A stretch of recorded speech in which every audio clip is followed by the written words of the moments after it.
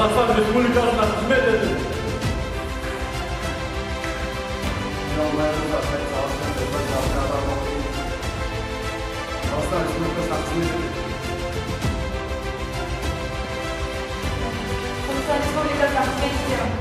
Ең басты біздің алдымызда бүгінгі күндегі міндет халықтың бізге сенімін ақтай білу.